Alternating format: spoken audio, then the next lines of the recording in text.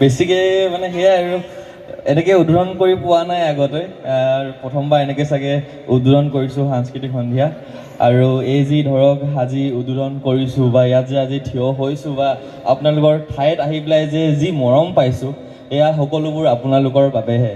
আপোনালোক নাথকা হ'লে চাগে মই ইয়াত থিয় হৈ নাথাকিলোঁ, সেইকাৰণে নিজৰ বাবে এটা হাত চাপৰি হ'ব লাগে, এয়া আপোনালোকৰ নিজৰ বাবেহে। মই পিছে আধা কৰ্দৈগুৰিয়ে হয় যে ইয়াৰে হয়, মানে মই আপোনালোকৰ অঞ্চলৰে ল'ৰা হয় পিছে, কাৰণ মোৰ মাৰ ঘৰ ইয়াত, মোৰ এনাই ঘৰ ইয়াতে হয়।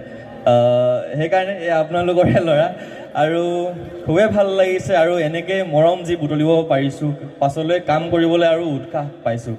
আৰু মই প্ৰতিখন ষ্টেজত গ'লে কওঁ যে সকলোৰে দৃষ্টিত সোণৰ অসম যেতিয়াই কওঁ বেলেগ এখন গঢ়ি তুলিবলৈ, তেনেকৈ মোৰ দৃষ্টিত য'ত আমি এজন মানুহে আন এজন মানুহক মৰম কৰিছোঁ, য'ত আমি হিংসা ভাৱ নাই ৰখা, য'ত আমি আনক মৰম কৰিবলৈ শিকিছোঁ, য'ত আমি আনৰ উন্নতিৰ কথা ভাবিছোঁ, য'ত আমি জীৱ জন্তু মৰম কৰিছোঁ, য'ত আমি গছ পুলি ৰুইছোঁ, যেতিয়া এনেকুৱা এখন অসম গঢ়ি তুলিব পাৰিম, তেতিয়াহে আচল অৰ্থত সোণৰ অসম গঢ়ি উঠিব।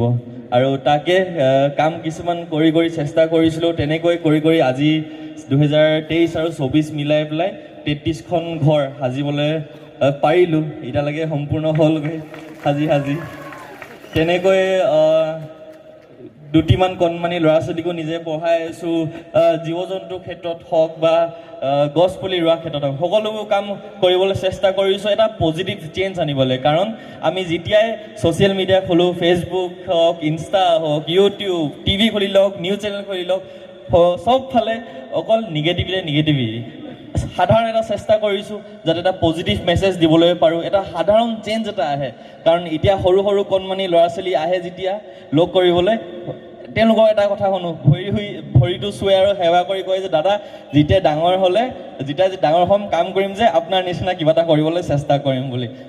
এয়াই লাগে যোনটো চেঞ্জ মই বিচাৰিছোঁ। এই চেঞ্জটোৱে মই আমাৰ নৱপ্ৰজন্ম যুৱ প্ৰজন্মৰ মাজত দেখিব পালে আৰু কি লাগে। আৰু আশা কৰিছোঁ যে আপোনালোকে যদি জীৱ জন্তু ৰাস্তাত পৰি থকা দেখা পায়, কেনেবাকৈ সেই জীৱ জন্তুটোক বচাব পাৰিম নেকি, নিজৰ 5 মিনিট 10 মিনিট দি যদি সেই জীৱটোক আমি বচাবলৈ পাৰোঁ, আৰুনো কি লাগে আমাক।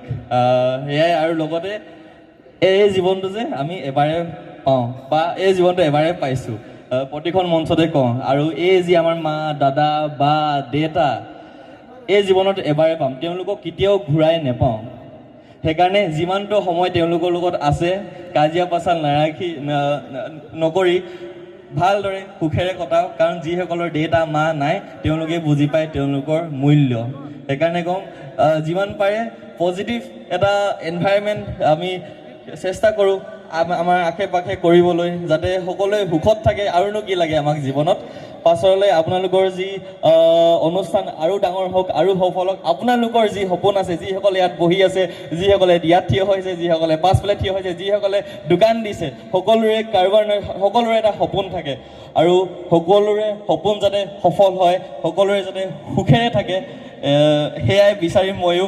আৰু যেনেকৈ ভিডিঅ'বোৰ শেষ কৰোঁ, তেনেকৈ এই ভিডিঅ'টো আজি মানে ভিডিঅ'টো নহয়, আচলতে এই মঞ্চৰ পৰা বিদায় ল'ম।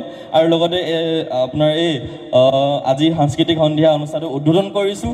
সকলোৱে যাতে কাজিয়া পাচাল নকৰি পেলাই ভালদৰে নাচি বাগি বোকাই যি কৰে কৰক, মুঠতে কাজিয়া পাচাল নালাগি পেলাই ভালদৰে ফূৰ্তি কৰক। আৰু সদায় দৰে সুবিধা নকৰিব, স্মাইল কৰি থাকক, পজিটিভ থাকক। মই সময়কৈ কৰ্দৈগুৰিৰ পৰা দাদাসকলৰ লগতে এই মঞ্চৰ পৰা চাইনিং অফ।